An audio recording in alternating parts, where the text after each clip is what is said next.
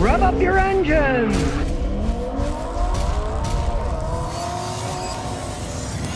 So here we go, a used Lexus hybrid. You might think, hybrids, can I buy one used? Realize one thing, Lexus is Toyota. Now you can see it's a beautiful car. He only paid 20,000 bucks for it. It's got 78,500 miles. That's nothing for a Lexus, believe you me. In this case, I wouldn't be that worried about buying a used hybrid. Now, let's say it had 180,000 miles, then I'd think, well, if you don't pay much, because it is a Lexus, and realize the batteries on these are gonna cost a lot more than the batteries in the Prius. They sell millions of Priuses. I did a video on one the other day. I found a remanufactured battery for that thing for as little as 800 bucks. You're not gonna find that with a Lexus. The parts are gonna cost more. But with this little bit of mileage on it, it's not really something you gotta worry about. You can see they're bragging about it in Rhode Island. A little green electric hybrid sticker here. And it's a Lexus, so we know the inside's gonna look nice. Nice wood grain, silver and black. The seats are still in immaculate shape. Doesn't matter, that's a few years old. They're well made. This doesn't have the problem with the dashes that get sticky like some of them did. None of these hybrids ever had that problem. And of course, this is exactly what you want. Made in Japan. Yeah, made in Japan. Nobody beats the Japanese when it comes to building cars. Check out that paint. Even on the inside of the door. Man, that's what I call quality.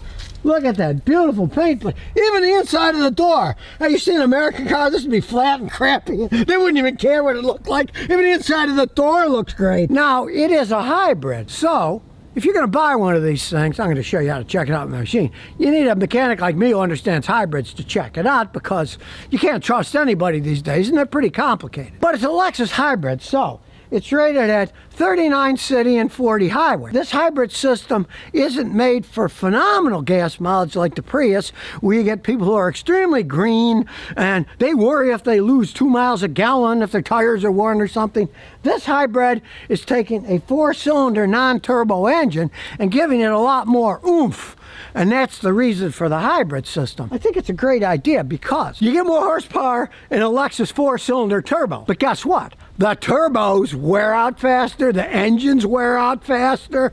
This is a non-turbo engine. It's not getting the strain of the turbo. The extra power is given by the electric motor. So if anything, this engine is under stressed. So it's going to last. I haven't seen these things break down. I've seen the 4-cylinder turbos break down, and I've seen the engines burn oil. These don't have that problem because they're under strain. And then you got all the electronics here that give more boost. So you'll see when we drive it, it's plenty quick enough. It's not like it has any kind of a problem. Now you're going to see something funny when we road test it, because this is a CVT. Technically, it's an e-CVT, an electronic CVT, because of Toyota setups. When they're hybrids, the engine and the electric motor have to send power to the wheels. And a CVT transmission can accept a power source from 2 places and send it to the wheels. A normal transmission can't do that. Now, I know Toyota's got one exception to that. In the new Tundra, which I don't like, the V6 twin turbo, I checked out a V6 twin turbo hybrid version. But it only got 19 miles a gallon on the highway, so much for that saving gas, right? But that hybrid was different. The hybrid was built in line so that the engine went through the motor boost near the flywheel to the transmission and then to the rear wheels. So it was actually using a hybrid in line, and in that case, you can run it in a regular automatic transmission. But most CVTs are in hybrid cars like this because it's a simple thing to make, especially like this is front wheel drive. You can have the motor and the engine both going into the same CVT to run power to the front wheels. And it's a system that Priuses have been using for ages and ages and ages. It's pretty much bulletproof as long as you stay out of deep water. You don't want to take this thing underwater. You know? Stay away from flood water if you value your car. Well, now we're going to find out if you really got a deal, because we're going to put the fancy scanner on. Got a new toy here. And Lexus hybrids have a regular OBD port.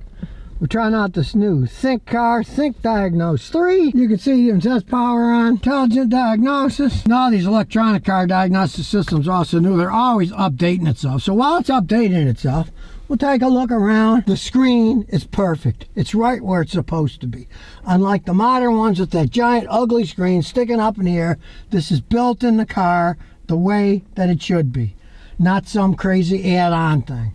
This is a well-designed vehicle. And here we go. We got North America, Lexus ES300H. There's the model. There's the engine, the hybrid 2014, 78,000 miles. Okay. See, it's going to do a full topology scan of the whole thing. It's going to run through everything. He had some minor codes, so we're going to see what shows up. And while that's scanning, comfy seats, lots of room in the back. Got the old sunroof. I'm not a big fan of them, but it's got one if you like that. And it even has a classic digital fake analog clock. Things are not always what they seem, but this is actually wood. So is that. For those of you with big hands, the owner just showed me only the leather part is heated in the winter. So don't hold it up here or your little fingers will freeze. It's only got a couple little problems here. We'll see what they are. Left front center for intuitive parking assist. Well, let's face the facts. These cars that supposedly can park themselves don't. Put your hand on the steering wheel and learn how to park your own car. Don't trust the machine. And when we cleared that, it cleared the other one too. So it's just some minor flaw in system that you really don't care about that much. What we really want to do on this, since it is a hybrid car, is we'll start over here, the engine electronically controlled transmission. And we know there's no faults, we already did that. So we're going to check out the data stream. And there it goes, now it's started up. We can look through all the data, and there's going to be more data. As you can see, there's 18 pages of this data. There's an awful lot of data. You get the engine torque, you get all kinds of information. You can see the lambda, it's almost perfect. 0.994996, 1.000 is perfect. So there it is. It was perfect for a second. So obviously the thing's running pretty good. The system's good, the battery's charging fine. That's the regular battery, not the hybrid. And of course, there's no misfires. It's a Lexus. Gives you all kinds of information. It shows you, look, the speed of the electric water pump is presently going at 2,025 RPMs. And as we go on so far, everything's normal, everything's black, none of it's colored. Now, if you did want to figure out what's wrong with the intuitive parking system, hey, I mean, you can do all kinds of testing with this thing if you want to go through all that trouble. He doesn't particularly care. You can go through all this different data and try to figure out what's gone wrong with it. But since it's a hybrid, let's check out the hybrid system here. All kinds of things we can check. It didn't show any problems, so we'll start out with reading the data stream. You can see it's giving you the water pump running control, the battery for the small battery. That's not the large battery, that's just the small battery. Here's information. Okay, these are the battery block volumes. As you can see, as we go up and down, it's got 17 battery blocks. And if you look at the data, they're almost all exactly the same, showing that it really doesn't have any problems. The cooling fans for cooling off the battery. You can see there's 23 pages of data here, so there's a lot of information on these hybrid cars. See, it's had no temperature time that it was hot, so it hasn't gotten hot yet at all. Shows the inverter temperature after it's on, and then what the max was.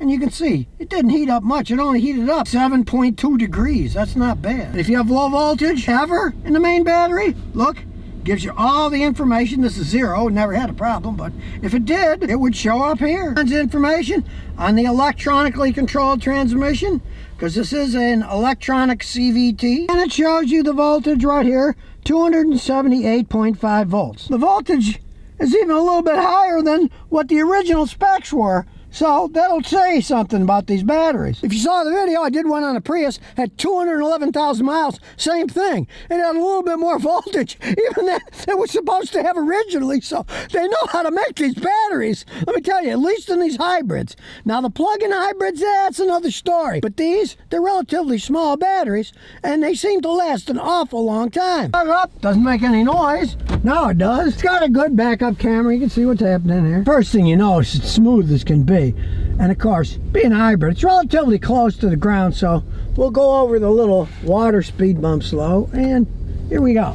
Now we'll get to some crappy Rhode Island roads here, and we'll see how it rides on the bump test. Not bad, actually. This is the smoothest car this year that I've driven out here, so I gotta say, it's not a particularly long car, but it's got a good suspension system on it, I'll say that. Now we're putting it in sport mode here. Nobody's coming to the left. Everybody's coming from the right. So here we go. We'll step on the gas. Whee! Yes, the traction control kicked in. Plenty of pickup. You want to pass people? Floor it. Whee! And interestingly enough, as I was telling you, it seems like it's shifting gears, which is impossible. Because it's a CVT transmission, it has no gears. But the engineers at Toyota, in all their inscrutability, have figured out how to make it do fake gear changes so it feels like an automatic, even though it's a CVT. Oh, I mean, you can hear the regenerative braking, making its little howly noise. I gotta say, it's an impressive car to drive around. And considering what he paid for it, he got a pretty good deal. I really have to say, I turn my opinion on these things. If you're gonna buy one, buy a used one like he didn't. Save yourself 20, 30, 40 grand. You know, this thing's still got a ton of life in it. The owner was a submarine engineer, and he's got his key so anybody can get in and out of the car, but he has it in a Faraday pouch.